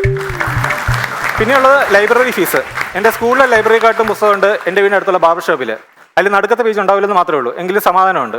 പിന്നെയുള്ളത് സ്വിമ്മിംഗ് ഫീസ്. സ്കൂളിൽ വെള്ളം പൊങ്ങുമ്പോൾ താറാക്കൂട്ടം പോലെ നീന്തി പോകുന്നതാണ് അവിടുത്തെ സ്വിമ്മിംഗ് ഫീസ്. പിന്നെയുള്ളത് സ്പോർട്സ് എക്യുപ്മെൻറ്റ് ഫീസ്. സ്കൂളിൻ്റെ അടുത്തുള്ള പറമ്പിൽ നിന്ന് തെങ്ങിന് മടൽ വെട്ടി ഉണ്ടാക്കുന്ന ക്രിക്കറ്റ് ബാറ്റും കല്ലിന് പുറത്തൂടെ കടലാസ് കെട്ടി റബ്ബർ ബാൻഡ് ഉണ്ടാക്കുന്ന ക്രിക്കറ്റ് ബോളുമാണ് അവിടുത്തെ ഞാൻ കണ്ടുള്ള സ്പോർട്സ് എക്യുപ്മെൻറ്റ്.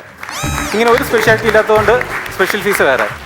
പക്ഷേ ഒന്നുണ്ട്, ടീച്ചർമാർ നന്നായി ക്ലാസ് എടുത്ത് കുട്ടികളെ ഉറക്കാറുണ്ട്. ഈ ഉറക്കം തികച്ചും ഫ്രീ ആണ്.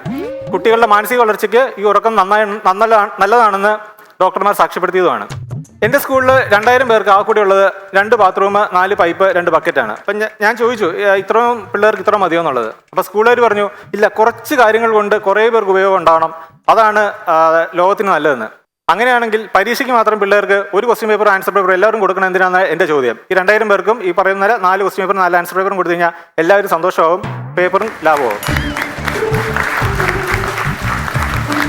എൻ്റെ സ്കൂള് ടെക്നോളജി പരമായിട്ട് വളരെ മുമ്പിലായിരുന്നു. ഇപ്പോൾ നിങ്ങൾ ഈ ഹോട്ടലിൽ കാണുന്ന ഹാൻഡ് ഡ്രയറൊക്കെ എൻ്റെ സ്കൂളിൽ പണ്ടേ ഉണ്ടായിരുന്നു. അതിൽ പൈപ്പിൽ വെള്ളം വരില്ല, കാറ്റ് മാത്രം വരും. അവിടുത്തെ കാറ്റാണ് കാറ്റ്. അപ്പോൾ ഞാൻ എന്ത് ചെയ്യുന്നു വെച്ച് കഴിഞ്ഞാൽ ഈ ടെക്നോളജി പരമായിട്ട് എനിക്കും എന്തെങ്കിലും മുന്നോട്ട് പോകണം. അതുകൊണ്ട് ഞാൻ 50ഉം 100ഉം GB ഉള്ള ടെക്സ്റ്റ് ബുക്കുകൾ 1ഉം 2ഉം MB ഉള്ള ചെറു ഫയലുകളാക്കി പരീക്ഷയ്ക്ക് പോയി. പക്ഷേ സ്കാനിങ്ങിൽ ഇങ്ങനെ പൊക്കി. അന്ന് സാർ എന്നോട് പറഞ്ഞു, നീ ഈ ചെറു ഫയലുകളിൽ നോക്കിയല്ല പരീക്ഷ എഴുതേണ്ടത്, നീ നിന്റെ ഓർമ്മയിൽ നിന്ന് വേണം എഴുതാനുള്ളതാണ്. 20 വർഷമായി ഒരേ ടെക്സ്റ്റ് പഠിപ്പിക്കുന്ന സാറ് ഇപ്പോഴും ആ ടെക്സ്റ്റ് നോക്കിയാണ് പഠിപ്പിക്കുന്നത്. അപ്പോഴാണ് 1 വർഷമായി ടെക്സ്റ്റ് കാണുന്ന ഞാൻ എൻ്റെ ഓർമ്മയിൽ നിന്ന് എഴുതാൻ. ഇൻജസ്റ്റിസ് ആണത്. എൻ്റെ സ്കൂളിൽ 1993 കമ്പ്യൂട്ടർ കൊണ്ടുവച്ചു. അത് മൃഗശാലയിൽ പിള്ളേരെ കൊണ്ടുപോയി ദോ സിംഗം എന്ന് പറഞ്ഞ് കാണിക്കുന്ന പോലെയാണ് ദോ കമ്പ്യൂട്ടർ എന്ന് പറഞ്ഞ് കാണിക്കുന്നത്. അതിനവർ 10 രൂപ വാങ്ങിക്കുമായിരുന്നു. അങ്ങനെ 1993 കമ്പ്യൂട്ടർ കൊണ്ടുവച്ചെങ്കിലും 6 വർഷം കഴിഞ്ഞ് 99 ആ കമ്പ്യൂട്ടറിൻ്റെ അടുത്ത് ഒരു പ്ലഗും ഒരു സ്വിച്ചും കൊണ്ടുവച്ചത്. അത് സ്കൂളിനെ കുറ്റം പറഞ്ഞ കാര്യമില്ല, അവർക്കും അറിഞ്ഞുകൂടായിരുന്നു ഈ സാധനം വർക്ക് ചെയ്യണമെങ്കിൽ കറണ്ട് വേണമെന്നുള്ളത്. ശാസ്ത്ര വിഷയങ്ങൾ മാതൃഭാഷയിൽ പഠിച്ചു കഴിഞ്ഞാൽ വളരെ എളുപ്പമാണെന്ന് ആരൊക്കെ എന്നോട് പറഞ്ഞു. അതുകൊണ്ട് ഞാൻ ഫിസിക്സിൻ്റെ മലയാളം മീഡിയം ടെക്സ്റ്റ് എടുത്തൊന്ന് വായിച്ചു. അതിലെഴുതിയിരുന്നത്, പ്രകാശിക സാന്ദ്രത കൂടിയ മാധ്യമത്തിൽ നിന്നും കുറഞ്ഞ മാധ്യമത്തിലേക്ക് ക്രിട്ടിക്കൽ കോണിനേക്കാൾ കൂടുതലായിട്ടുള്ള പതന കോണിലൂടെ പ്രവേശിക്കുന്ന പ്രകാശരശ്മികൾ അവ അപവർത്തനത്തിന് വിധേയമാകാതെ അതേ മാധ്യമത്തിൽ തന്നെ പ്രതിപതിക്കുന്നതിനാണ് പൂർണ്ണാന്തര പ്രതിപതനം. ഇത് കേട്ടപ്പോൾ എനിക്ക് മനസ്സിലായി ഇംഗ്ലീഷിൽ എഴുതി തോന്നുന്നതാണ് ഇതിനെക്കാട്ടും ഭേദമെന്ന്. അങ്ങനെ ഞാൻ വാച്ചിലെ സെക്കൻഡ് സൂചി 1 മണിക്കൂറിൽ എത്ര പ്രാവശ്യം കറങ്ങുമെന്ന് വാച്ചിൽ നോക്കിക്കൊണ്ടിരിക്കുന്ന സമയം. അപ്പോഴാണ് സാർ വന്നൊരു പ്രധാനപ്പെട്ട പാഠം എടുത്തത്, പ്രത്യുൽപാദനം അഥവാ റീപ്രൊഡക്ഷൻ. ശരി, ഭാവിയിൽ എന്തെങ്കിലും ഉപയോഗം ഉണ്ടല്ലോ എന്ന് കരുതി ഞാൻ ശ്രദ്ധിച്ചു. സാർ വന്ന് ബോർഡിൽ 2 ചെമ്പരത്തിപ്പൂവിൻ്റെ പടം വരച്ചു. So sweet. ഒരു ചെമ്പരത്തിപ്പൂവിന് കാറ്റത്ത് പൊടി പാറിപ്പറന്ന് മറ്റൊരു ചെമ്പരത്തിപ്പൂവിന് വീണ് വേറൊരു ചെമ്പരത്തിപ്പൂ ഉണ്ടാവും. കഥ കഴിഞ്ഞു. ഈ ചെമ്പരത്തിപ്പൂവിൻ്റെ പൊടിവാർക്കൽ ടെക്നോളജി വെച്ച് മനുഷ്യന്മാർ എന്ത് ചെയ്യണമെന്ന് എനിക്ക് മനസ്സിലായില്ല. കാരണം ചെമ്പരത്തിപ്പൂവിൻ്റെ കാര്യം ചെമ്പരത്തിപ്പൂ നോക്കിക്കോളും, മനുഷ്യൻ്റെ കാര്യം മനുഷ്യൻ വേണം നോക്കാൻ. അതുകൊണ്ട് മാത്രം ഞാൻ ഇതുമായി ബന്ധപ്പെട്ട സിനിമകൾ, ചിത്രങ്ങൾ, സാഹിത്യം തുടങ്ങിയവ തേടി അറിഞ്ഞു. ഒരു ഭ്രാന്തനെ പോലെ. ഇപ്പോഴും ആ യാത്ര തുടരുന്നു, വെറും ഒരു ഊളനെ പോലെ. ഒരു ചെമ്പരത്തിപ്പൂവിൻ്റെ പൊടിപാറക്കം വരുത്തി വെച്ച വിനയാണ് ഇതൊക്കെ. ഞങ്ങളുടെ സ്കൂളിലും ഉണ്ടായിരുന്നു PTA, അത് പേരൻസ് ടീച്ചേഴ്സ് അസോസിയേഷൻ എന്നല്ല, പിള്ളേരെ തല്ലു കൊള്ളിക്കാനുള്ള ഒരു അസോസിയേഷൻ എന്നാണ് അതിനെ പറയേണ്ടത്. അതിൽ പിള്ളേരുടെ റിവ്യൂ ഒക്കെ നടക്കും. ഒന്നാമത്തെ പോസിറ്റീവ്, അങ്ങനെയൊന്നും ഉണ്ടാവില്ല, ഇതൊരു മരം കെട്ടാണ്, അതാണ് അവിടുത്തെ റിവ്യൂ. ഈ സ്കൂളുകാരുടെ ആറ്റിറ്റ്യൂഡ് എനിക്ക് മനസ്സിലാവുന്നില്ല. ഇത് എന്ത് തരം ആറ്റിറ്റ്യൂഡാണിത്? റിവ്യൂ പറയാം, ആ റിവ്യൂ സ്കൂളുകാരുടെ അവകാശമാണ്, പറയേണ്ടത് ഞാൻ പറയുന്നില്ല. പക്ഷേ എൻ്റെ പ്രൊഡ്യൂസേഴ്സ്, നിർമ്മാതാക്കൾ ഈ സ്കൂളിലേക്ക് പൈസയും കൊടുത്താണ് പറഞ്ഞു വിട്ടേക്കുന്നത്. അവർക്കത് വിഷമമാകും, സാമ്പത്തിക നഷ്ടവർത്ത്, വേറൊന്നുമല്ല. അതുകൊണ്ട് 1-ാം ക്ലാസ്സിലെ റിവ്യൂ 5-ാം ക്ലാസ്സിലും, 5-ാം ക്ലാസ്സിലെ റിവ്യൂ 10-ാം ക്ലാസ്സിലും ആയി പറയുക. റിവ്യൂ കുറച്ച് സമയം കഴിഞ്ഞ് പറഞ്ഞാൽ മതി എന്നുള്ളതാണ് എൻ്റെ അഭിപ്രായം. ഇത്രയൊക്കെ ആണെങ്കിലും എൻ്റെ സ്കൂളിൽ ഏറ്റവും നന്നായി പണിയെടുത്തുകൊണ്ടിരുന്നത് PT സാറാണ്, ഈ ഫിസിക്കൽ ട്രെയിനിങ്. അദ്ദേഹം തെറി വിളിക്കാനും വിസിലൂതാനും മാത്രമേ വാതുറക്കാറുള്ളൂ. ഞങ്ങളുടെ സ്കൂളിന് ദേശീയം, സംസ്ഥാനം, ജില്ല, ഉപജില്ലാ തലങ്ങളിലൊന്നും മത്സരങ്ങളൊന്നും ഇല്ലാത്തതുകൊണ്ട് ഞങ്ങളെ കൊണ്ട് ഒരേ ഒരു എക്സസൈസേ അദ്ദേഹം സ്ഥിരം ചെയ്യാറുള്ളൂ. അതിങ്ങനെ 1 2 3 1 2 3 എന്നിങ്ങനെ പറയും. അപ്പം ഞാൻ വിചാരിച്ചു ഈ 1 2 3 വെറുതെ ഇങ്ങനെ കൈകൊണ്ട് കാണിച്ചാൽ എന്താണ് ഉപയോഗം എന്നുള്ളത്. അത് പിന്നീടാണ് എനിക്ക് മനസ്സിലായത്, ഈ 1 2 3 ഇങ്ങനെ നമ്മൾ സ്പീഡിൽ കാണിച്ചു കഴിഞ്ഞാൽ ഇങ്ങനെ പറക്കുന്നൊരു ആക്ഷൻ ആവും.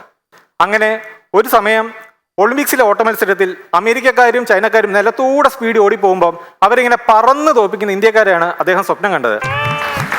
ഹി വാസ് എ ദീർഘദർശി. ശരിക്കും പറഞ്ഞാൽ എൻ്റെ കാലിബർ വെച്ചിട്ട് മാലിയിൽ മോഡൽസിൻ്റെ ഫോട്ടോഷൂട്ട് നടത്തി മാൻഹട്ടനിൽ നിൽക്കേണ്ടവനാണ്. പക്ഷേ എന്തുകൊണ്ടോ എന്നറിയില്ല, ഇപ്പോൾ മാലിപ്പുറത്ത് മതിലും പറക്കി മാനത്ത് നോക്കിയിരിക്കേണ്ട അവസ്ഥയാണ്. സോ ഇങ്ങനെയുള്ളവരടുത്ത് ഇങ്ങനെ സ്കൂളിലെ നൊസ്റ്റാൾജി ഒന്നും പറഞ്ഞു വരരുത്, അത് വിഷമമാകും. Thank you.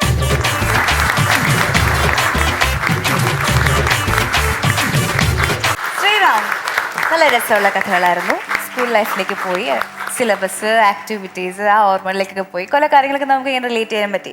രമേശ് ഏട്ടാ എങ്ങനെയായിരുന്നു? ശ്രീരാമ അതിഗംഭീര സ്ക്രിപ്റ്റ് ആയിരുന്നു. സൂപ്പർ. പിന്നെ ശ്രീരാമിന്റെ ഒരു ശൈലിയാണിത്.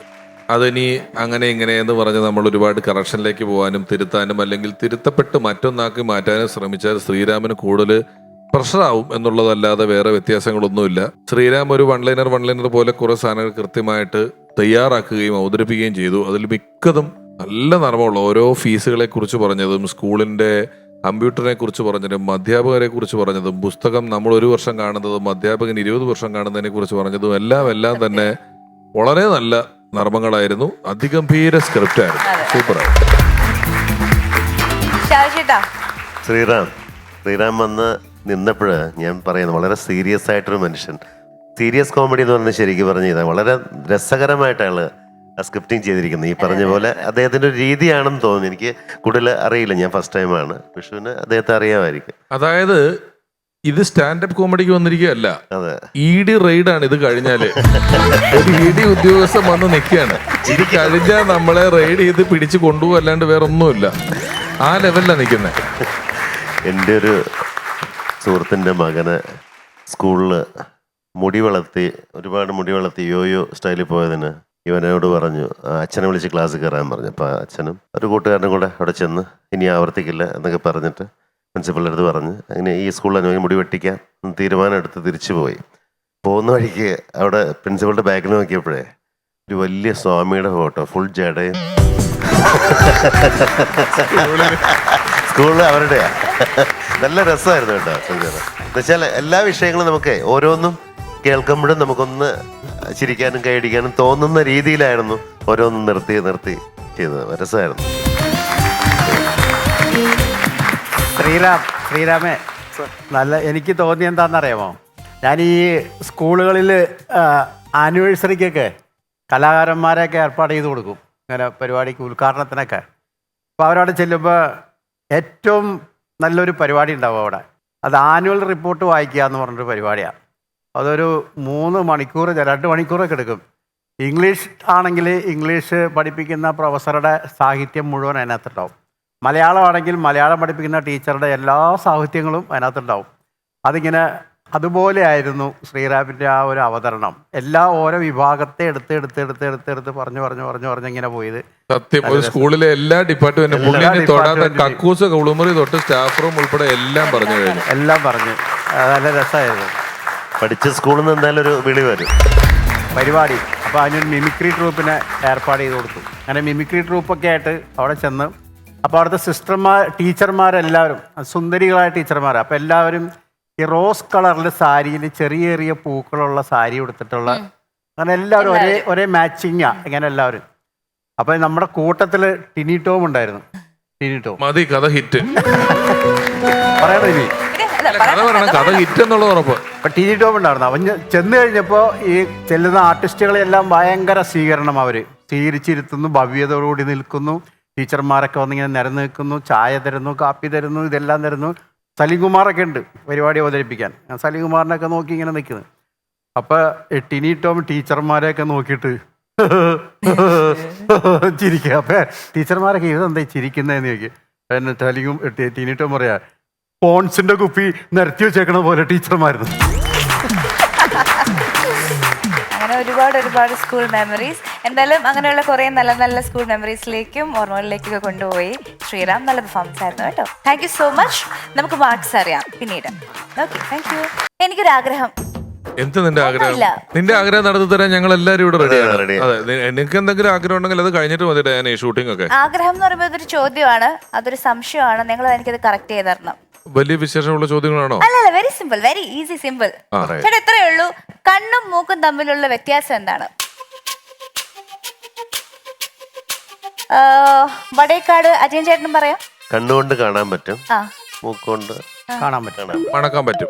മണക്കാൻ പറ്റും. അല്ലെങ്കിൽ അതുപോലെ കണ്ണിന് മൂക്ക് കാണാം, മൂക്കിന് കണ്ണ് കാണാൻ പറ്റിയില്ല. കണ്ണിന് മൂക്ക് കാണാം, കറക്റ്റ് അല്ലേ? മൂക്കിന് കണ്ണ് കാണാൻ പറ്റില്ല. ആ. നല്ല ഉത്തരവാണ്, അടിപൊളിയാണ്. ആ, അതല്ലേ ഉദ്ദേശിച്ച ഉത്തരം? ശരിയാണ്. അതായത് അല്ല, അതല്ല ഉത്തരം. ഉത്തരമല്ല, അതായത് ഇത് ശാസ്ത്രീയമായിട്ട് കണ്ണിന് മൂക്ക് കാണാം. പറ്റും. നമ്മുടെ മൂക്ക് 24 മണിക്കൂർ നമ്മൾ കാണുന്നുണ്ട്. നമ്മുടെ ബ്രെയിൻ അത് ഇഗ്നോർ ചെയ്യുന്നതാണ്. നിങ്ങൾ ഇങ്ങനെ നോക്കൊന്നും വേണ്ട മൂക്ക് കാണാൻ. അല്ലെങ്കിൽ നിങ്ങളിത് ഞാൻ പറഞ്ഞതിന് ശേഷം നിങ്ങൾ മുന്നിലേക്ക് നോക്കുമ്പോൾ ശ്രദ്ധിച്ചു നോക്കിയാൽ മൂക്ക് അവിടെ ഇരിക്കണം, നിങ്ങൾക്ക് കാണാൻ പറ്റും. പക്ഷെ മൂക്ക് ഇഗ്നോർ ചെയ്യുന്നതാണ്. നമ്മുടെ ഈ പരിണാമത്തിൽ നമ്മുടെ മുഖം പരന്നതായതുകൊണ്ട് നമുക്ക് നേരിട്ട് കാണാം. മുഖം കഴിഞ്ഞ് മുന്നിലേക്ക് സ്പേസ് ഉള്ള എല്ലാ ജീവികൾക്കും സൈഡിലാണ് കാണുന്നത്. നിങ്ങൾ പട്ടിയെ കണ്ടോളൂ, സൈഡിലാണ് കാണുന്നത്. പക്ഷെ മൂങ്ങയ്ക്ക് നേരെയാ കണ്ടിരിക്കുന്നത്. കാരണം മൂങ്ങയ്ക്ക് മൂക്കിന്റെ പ്രശ്നമില്ല. ബാക്കി എല്ലാ പക്ഷിക്കും ഇവിടെയാ കണ്ടിരിക്കുന്നത്. ഇങ്ങനെ കാണുള്ളൂ. സൈഡിൽ വെച്ച് കൊടുക്കും. മുഖം നേരെയുള്ള ജീവികൾക്ക് നേരെ കണ്ണും, ബാക്കി മുഖം കഴിഞ്ഞ് മുന്നിലോട്ട് മൂക്കുള്ള എല്ലാ ജീവികൾക്കും സൈഡിൽ കണ്ണുമായിട്ടാണ് ഫിറ്റിംഗ് വന്നിരിക്കുന്നത്. അതുകൊണ്ട് ഇത് നമുക്ക് കാണാം. വേണമെങ്കിൽ ഈ ഇത്തരത്തിൽ നിന്റെ ഉത്തരം എന്താണെന്ന് എനിക്കറിയാം. അതിന് മുമ്പ് ഒരു കാര്യം കൂടെ പറഞ്ഞുതരാം. ഒരു കണ്ണാടി ഇല്ലാതെ നമുക്ക് കാണാൻ പറ്റാത്ത നമ്മുടെ ഒരേ ഒരു അവയവം ചെവിയാണ്. നമുക്ക് നമ്മുടെ ചെവി കാണാൻ പറ്റില്ല. ഒരു കണ്ണാടി ഉണ്ടെങ്കിൽ മാത്രമേ പറ്റുള്ളൂ. ബാക്കി എല്ലാ അവയവവും നമുക്ക് ശ്രമിച്ചാൽ കാണാം. കഴുത്ത് കാണാൻ പറ്റില്ല. കഴുത്തൊരു അവയവമാണ്. ചിലർക്ക് ചെവിയില്ലെങ്കിൽ ഒന്നും കാണാൻ പറ്റില്ല. കാരണം ഗ്ലാസ് കാണാത്തവരില്ലല്ലോ. ഓക്കെ, ശരി, ഞാൻ പറയാം. ഇത് കുറച്ച് ഇമോഷണൽ ആണ് ആ ചേട്ടാ. ചിലപ്പോ ഇത് ചീഞ്ഞു പോയിട്ട് നീ ഇമോഷൻ ഇവിടെ നിന്ന് കരേണ്ടി വരും. പറ. ഓക്കെ, ഞാൻ ആ റിസ്ക് എടുക്കാൻ തയ്യാറാണ് ചേട്ടാ. നമ്മുടെ കണ്ണ് നിറയുമ്പോ ആ കണ്ണീരൊപ്പാൻ 1000 പേര് വരും. പക്ഷേ മൂക്ക് നിറഞ്ഞാല് അത് ആ മൂക്ക് നീരൊപ്പാൻ ആരെങ്കിലും വരുമോ? നല്ല കമ്മലും ഇത്രയും നല്ല കറുപ്പ് രസമുള്ള ഒരു ഉടുപ്പ് മാലാഖയുടെ ലുക്കുമായിട്ട് നിന്നിട്ട് ഈ മൂക്കട്ടയുടെ കോമഡി നീ പറയും നമ്മൾ വിചാരിക്കുന്നില്ല. സത്യമായിട്ടും ഞങ്ങൾ ആ പ്രദേശത്ത് കിടന്ന് ചിന്തിച്ചില്ല. നിന്റെ ഇപ്പോഴത്തെ ലുക്കും ഞങ്ങളുടെ മൂക്ക് നിറഞ്ഞ വരില്ല, പക്ഷെ ഡയനയുടെ മൂക്ക് നിറഞ്ഞ ചിലപ്പോ പലരും വരും. ആ, ഒരുപാട് പേര് വരും. അതെ ശരിക്കും പറഞ്ഞു കഴിഞ്ഞാല് ശരിയാണ്. ഈ പറഞ്ഞത് കറക്റ്റാ. ഞാൻ കോഴിക്കോട് ഭാഗത്തൊരു പരിപാടി കൊടുത്തു. അപ്പൊ മലയാളത്തിലെ ഒരു സിനിമാ നടിയുടെ ഡാൻസാ. ആളുടെ പേര് പറയണില്ല, സിനിമാ നടിയുടെ ഡാൻസാ. അപ്പൊ ഈ ഡാൻസിന്റെ ഇടയ്ക്ക് പുള്ളിക്കാരത്തി ഈ മുകളിലിട്ടിരിക്കുന്ന ഡ്രസ്സ് മാറുന്നുണ്ട്, വേറെ ഡ്രസ്സായിട്ട് വരുന്നത്. അപ്പൊ അതിന് ഈ സൈഡിൽ ഗാലറി ഉണ്ട്. ഇങ്ങനെ 2 സൈഡിൽ ഗാലറിയുടെ സൈഡിൽ നിന്നാൽ അവർക്ക് ശരിക്കും പറഞ്ഞു കഴിഞ്ഞാൽ മാറാം. അത് അത്ര കോംപ്ലിക്കേറ്റഡ് അല്ല, പെട്ടെന്നാണ് മാറിയിട്ട് അങ്ങോട്ട് കയറുന്ന കാര്യമുള്ളൂ. അപ്പൊ ഇവരിത്തിരി ഓഡിയൻസ് കാണാതിരിക്കാൻ വേണ്ടിയിട്ട് സ്റ്റേജിന്റെ സൈഡിലേക്ക് ഒന്നും കൂടി മാറി. അവിടെ വെറുതെ ടർപ്പായ മാത്രമേ ഉണ്ടായുള്ളൂ. ഒരു 6 അടി പൊക്കം ഉണ്ടായിരുന്നു സ്റ്റേജിന്. നേരെ താഴത്തേക്ക് പോയി. ഈ ഡാൻസ് കളിച്ചിരുന്ന ആൾ നേരെ താഴത്തേക്ക് പോയി. അപ്പം ഇവിടെ നിൽക്കുന്ന എല്ലാവരും കമ്മിറ്റിക്കാർ ഞങ്ങളൊക്കെ ഞെട്ടി, ഇതെന്ത് ചെയ്യുമെന്ന് ഇങ്ങനെ ഞെട്ടി നിൽക്കുന്ന സമയത്ത് ഇവർ എയറിൽ പൊങ്ങി വരുന്നു. ഫ്രണ്ടിലിരുന്ന വെച്ചാൽ ആൾക്കാർ ഇത് നോക്കിക്കൊണ്ടിരിക്കുകയായിരുന്നു. ഇവരെയാണല്ലോ ശ്രദ്ധിക്കുന്നത്. അപ്പോൾ അവർ നോക്കിയിരുന്നപ്പോൾ ഇവർ വീഴുന്നത് അവർ കണ്ടു. ഓടി വന്നിട്ട് എല്ലാവരോടും പൊക്കിയെടുത്ത് സ്റ്റേജിലേക്ക് വെച്ചു. കർത്താവ് ഉയർത്ത് പൊങ്ങി വന്നു. പെൺപിള്ളേരായോണ്ട് കൊള്ളാം. ആണുങ്ങളെങ്ങാൻ ആയിരുന്നെങ്കിൽ അവൻ അവിടെ കിടന്ന് കൊഴുത്ത് അരിച്ച് എന്ത് പാടുപെട്ടേനെ. അങ്ങനെ എന്തെങ്കിലും അനുഭവം നിങ്ങൾക്ക് ഉണ്ടായിട്ടുണ്ടോ പരിപാടികൾ ചെയ്യുന്നതിനിടയ്ക്ക്? എവിടുന്നാ? ഇതുപോലുള്ള സ്റ്റേജിൽ ഞങ്ങളൊക്കെ പൊക്കിയെടുത്ത് കൊണ്ടുപോയി. ഞങ്ങളെ പൊക്കിയെടുത്ത് കൊണ്ടുപോകത്തേ ഉള്ളു. അത് നമ്മുടെ സമ്മത നാരി നാരി എന്നുള്ള പാട്ട് പാടും എന്റെ കൂട്ടുകാരൻ. അപ്പം പാടുമ്പോ കോഡ്ലെസ് മൈക്കുമായിട്ട് അവൻ കുറച്ച് കഴിഞ്ഞപ്പോ പുറത്തേക്ക് ഇറങ്ങി പോകുന്നു. അപ്പൊ ഞങ്ങൾ സൈഡിൽ നോക്കുമ്പോ അവൻ പുറത്ത് നടന്ന് പാടുന്നുണ്ട്. കുറച്ച് കഴിയുമ്പോൾ ആൾക്കാരുടെ തോളത്തെടുത്ത് വെച്ചിട്ട് ഇവൻ നാരി നാരി പാടുന്നു. ഇവന്റെ തോളത്തെടുത്ത് വെച്ചോണ്ട് നടക്കും ഇവനെ പാട്ടിന് വേണ്ടിയിട്ട്. ഭയങ്കര രസമൊക്കെ ഉണ്ട്. കുറച്ചു നേരം കഴിഞ്ഞപ്പോ ഇവൻ നാരി നാരി നാരി നാരി ഇങ്ങനെ ഒരു ടോൺ വരുന്നെന്ന് വെച്ചാൽ ആരോ ഇവനെ തോളത്തെടുത്ത് വെച്ചിട്ട് ഇവന്റെ തുടക്കിട്ട് കിള്ളുക. തൊടയിൽ ഇങ്ങനെ കിള്ളിയിട്ട് ഇവനൊന്നും ചെയ്യാനും പറ്റുന്നില്ല. എടുത്ത കൂട്ടത്തിൽ ഒരുത്തൻ ഇടയ്ക്കിടയ്ക്ക് ബാക്കിൽ കിളിയാക്കുക, ഇത് കിള്ളുക, ഇങ്ങനെയുള്ള പരിപാടികളൊക്കെ ആയിട്ടാണ് നാരി നാരി ഇറങ്ങി വന്നത്. നമ്മുടെ രണ്ട് കലിപ്പന്മാർ ശ്രീറാമും സുദീപും രണ്ടുപേരും അവരുടേതായ ശൈലിയിൽ പ്രസന്റ് ചെയ്തവരാണ്. ഇനി നമുക്ക് അവർക്ക് എത്ര മാർക്സ് ലഭിക്കുന്നു എന്നറിയാം. രമേശ് ഏട്ടാ, മാർക്സ് പ്ലീസ്. സുദീപ് 50-ൽ 46. 46 out of 50. സുദീപ് 46. വീണ്ടും 46. That makes 92 out of 100. Congratulations. ഇനി ശ്രീറാമിന്റെ മാർക്സ്. ശ്രീരാമന് 50-ൽ 47. 47 out of 50. ചേട്ടാ 47 തന്നെ ഞാൻ. വീണ്ടും 47. That makes 94 out of 100. Very good. അപ്പോ ഇന്നത്തെ best performer is Sreeram. Once upon a time കലിപ്പനും കാന്താരിയും വിജയികൾക്ക് ലഭിക്കുന്നത് ഹാർവസ്റ്റ് എബ്രോഡ് സ്റ്റഡീസ് നൽകുന്ന സമ്മാനം.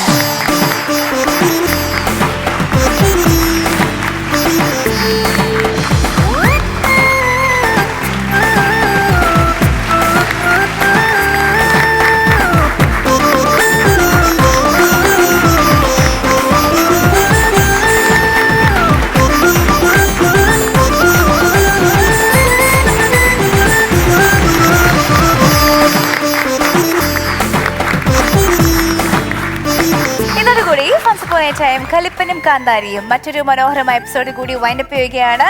വീണ്ടും കാണാം മറ്റൊരു അടിപൊളി എപ്പിസോഡിലൂടെ. Until then, bye bye.